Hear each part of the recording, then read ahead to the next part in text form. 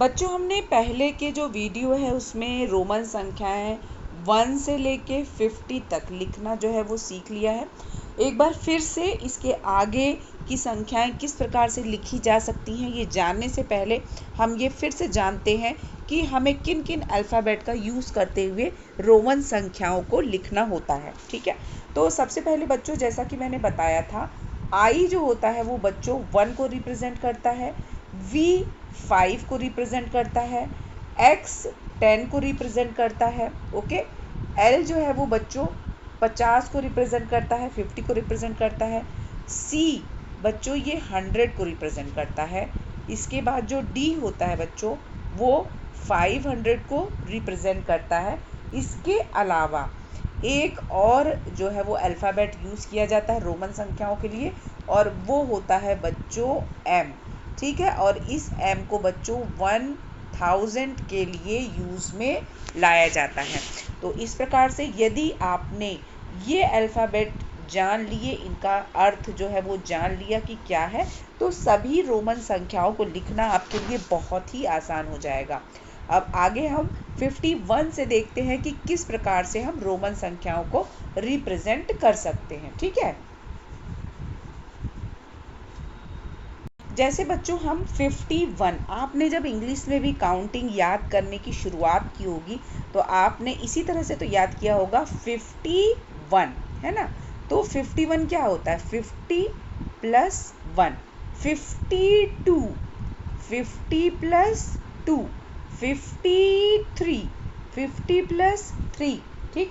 54 ये क्या होता है? 50 प्लस 4, 55, 50 प्लस 5। तो रोमन संख्याओं को लिखने के लिए भी यदि आप इसी तरह से संख्याओं को बच्चों तोड़ लेंगे तो आपके लिए बहुत ही आसान हो जाएगा इनको रोमन में लिखना। अब जैसे कि 50 प्लस 1 है ना, 51, तो आप क्या करेंगे? सबसे पहले 50 को कैसे रिप्रेजेंट करते हैं? आपने देखा कि 50 रिप्रेजेंट करने के लिए हमने पहले 50 रहेंगे, L को 50 माना जाता है, और 1 के लिए क्या करेंगे? 1, ओके। इसी तरह से 52, तो L अपने आप में 50 को रिप्रेजेंट करता है, तो L और 2 बार I लिखेंगे तो 52। इसी तरह से 53, ओके। 54, 50 लिखना है तो 5 लिख करके आपको सामने 1 लिखना होगा, तो हम 54 इस तरह से। 55, 55, ठीक है। अब देखिए 61 कितना होता है? 60 प्लस 1, ओके। और 60 कैसे लिखेंगे हम? 60 लिखेंगे हम, L लिखेंगे, और हमें पता है कि किसी अल्फ़ाबेट के बाद यदि हम दूसरी जो है वो दूसरे अल्फ़ाबेट को हम लिखते हैं तो वो उसमें प्लस हो जाता है। तो ये L और X मिलके 50 प्लस 10 कितना हो गया? 60, और 1 के लिए क्या करेंगे हम? एक लाइन, ओके। तो ये एक्चुअली आई है, मैं आपको याद रखने के लिए जो वो इस तरह से बताती हूँ।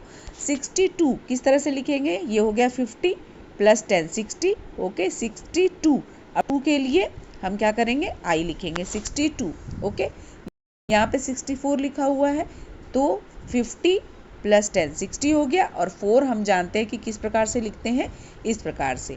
तो ये पूरा मिलकर के बन गया 64, ठीक है। अब यहीं पे ही हम यदि थोड़ा सा चेंज कर ले और हम लिखना जानेंगे कि 69, तो ये बच्चों हो गया 69 में L और X 60 हो गया, और 9 को हम किस तरह से लिखते हैं? I और X के रूप में। अब जरा हम देखते हैं कि जो 70 वाली लाइन है उसमें किस प्रकार से संख्याओं को लिख सकते हैं।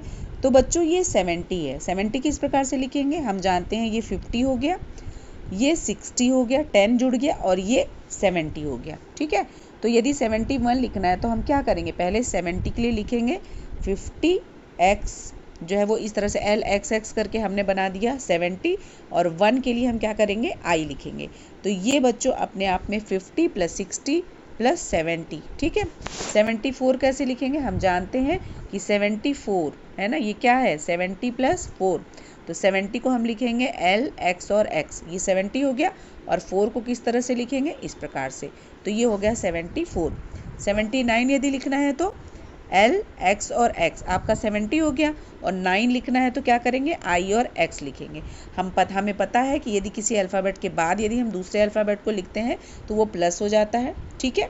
तो इस तरह से हमें यदि 70 को लिखना था तो हम क्या करेंगे, l लिखेंगे और उसके बाद 2 टाइम x जो है वो उसमें ऐड कर देंगे। ठीक है, अब जरा एक बार हम चलते हैं 80 वाली लाइन को भी देख लेते हैं। जो 80 आप किस प्रकार से लिखेंगे, आप 80 लिखेंगे, ये हो गया 50, 60, 70, 80। ठीक है, तो हम ये भी याद रखना, कोई भी अल्फ़ाबेट बच्चों 3 से ज़्यादा बार नहीं लिखा जाता है। तो ये हो गया 50, उसके बाद 30 हमने उसमें जोड़ दिया तो 80 हो गया। ठीक है, तो जब 84 लिखना है तो हम किस तरह से लिखेंगे, पहले हम 80 लिखेंगे, ये लिखा 50, 60, 70, 80 और 4 लिखना है तो किस तरह से लिखेंगे, ये, तो ये आपका 84 हो गया। 88 लिखना है बच्चों, तो पहले हम क्या करेंगे, 80 लिखेंगे, देखिए 50, 60, 70, 80। अब 8 को हम किस प्रकार से लिखते हैं बच्चों, इस प्रकार से लिखते हैं, तो यहाँ पे हमारा ये 88 हो जाएगा। ठीक है, एक बार जरा हम 90 वाली लाइन को चेक कर लेते हैं, कैसे लिखेंगे पहले देख लेंगे, तो बहुत आसान हो जाएगा आपके लिए कि आगे हम किस प्रकार से लिखना है। तो 90 किस प्रकार से लिखेंगे बच्चों, 90 इस प्रकार से लिखेंगे कि C जो होता है वो अपने आप में 100 को प्रदर्शित करता है। तो यदि C 100 है और इसके पहले हमने x लिख दिया तो इसका मतलब ये क्या हो गया, इसमें माइनस हो जाएगा 10 और ये हो गया 90। तो 92 लिखना है तो हम क्या करेंगे, x और C लिखेंगे, ये 90 हो गया और 2 इस प्रकार से। ठीक है, 99 लिखना है तो x और c हम जानते हैं कि x और c अपने आप में 90 को प्रदर्शित कर रहा है, तो 99 लिखना है तो i x लिख देंगे, ये 99 हो गया, ये 9 और ये 90 और आखिरी में c बच्चों 100 को प्रदर्शित करता है। तो इस प्रकार से आपने 1 से लेकर 100 तक की रोमन संख्याएं सीख ली है।